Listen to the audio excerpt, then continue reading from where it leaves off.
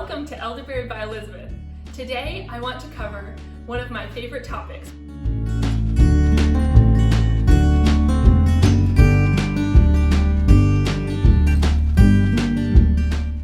I got into gardening with my very first plants of fresh herbs. Now, if you guys are like me, when you first got into herbs, you put a plant out in the backyard or put it in a pot in your windowsill with all these good intentions that you were going to use it for cooking. But then at the end of the day, you still ended up with those giant plastic shakers of herbs from Walmart sitting in your spice cabinet, and you never really took advantage of the plants at all. So today I'm going to share with you how I ended up figuring out how to actually cook with the plants that I have in my backyard. I hope this is fun. I hope you enjoy seeing a little bit of my garden and kitchen life.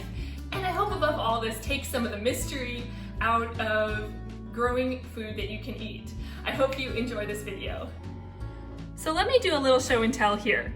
I have all the herbs I grow in my garden right here in glass jars in a dark part of my kitchen counter. And you can see here's some of that tarragon that I grew that you saw so beautiful and fresh in one of my last videos. It's here. I don't really do anything special to dry these herbs. I lay them in a dark part of the kitchen counter, washed, and just let them dry out in the air. The darkness helps preserve the green color. If you really want to get picky about these, you could keep them down in your cabinets. I keep them out here because it's more convenient for adding and taking out and cooking with them. It helps me remember they're here to use. And you'll see that the way I put them in jars isn't always perfectly finished. So this jar of rosemary, I just left the rosemary dried on the stem, and I just take it off when I cook with it. I just pull out a stem and flake the rosemary out and use it as I need it. I mean, others I did take the time to get the stems off. This is oregano. So all I did here was just wash it and lay it on the counter. And that's really all you have to do. When this is dry, like it is today, I'm gonna take it and show you how to put it in a jar. This video wouldn't be complete without saying hello to my zinnias, which are just, I mean, come on guys. These are just some of the most beautiful flowers I've ever grown. This is my first year to try growing flowers.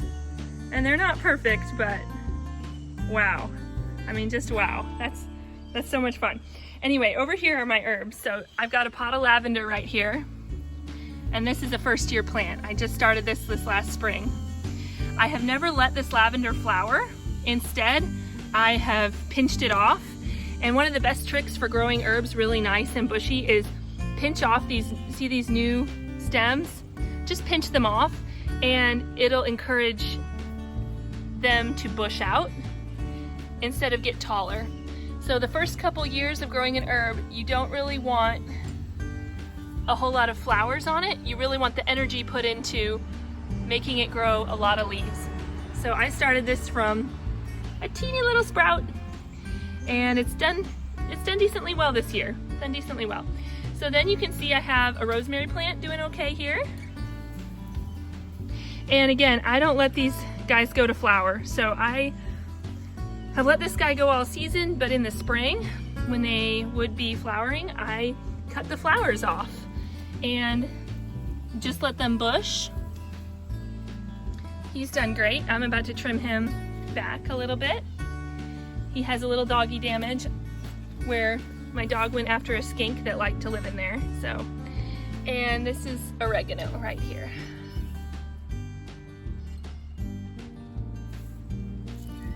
And there's my thyme.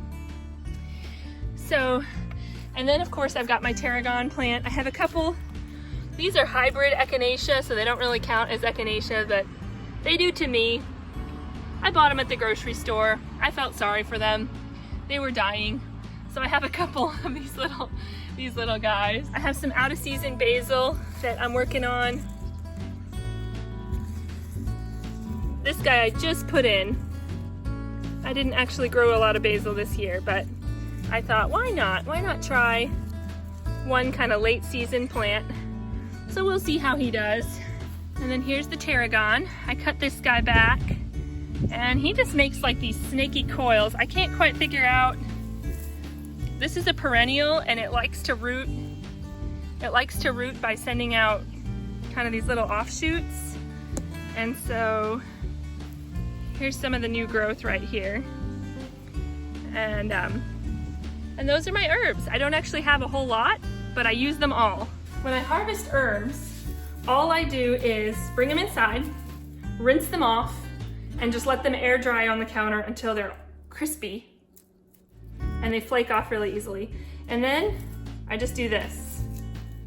They just come right off.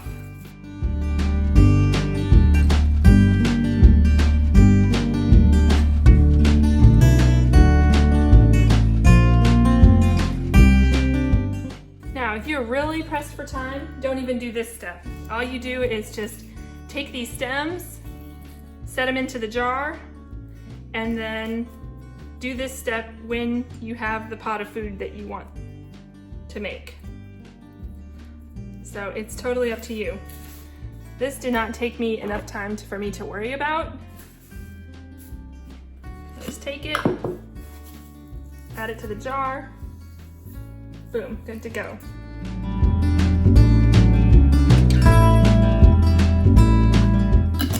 So fall planting time is a real thing, and if you're just starting to dip your toe into gardening, I couldn't recommend anything more than starting with herbs.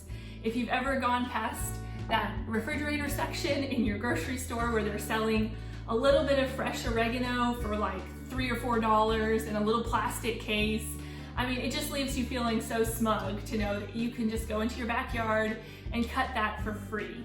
Or that, better yet, you have an entire established rooted plant that you could buy for the same price as that little plastic pack of fresh herbs, and you can have it there whenever you want. I would pick herbs that you actually plan to use, not just perennials. I would pick things that don't require a lot of water, that can be outside, and I would pick sun-loving plants that are perennials. Mint, oregano, thyme, rosemary, and sage. Basil is excellent, but it does not come back season after season without the help of its seeds.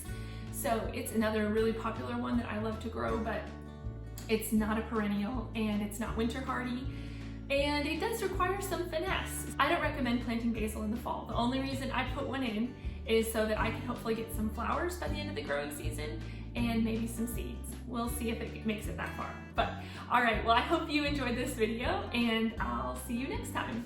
If you enjoyed this video, don't forget to like it and share it with your friends who may be interested in home gardening and cooking. And stay tuned for future recipes where I talk about quick and simple ways to eat whole and nutritious foods every day. I hope you enjoyed this video.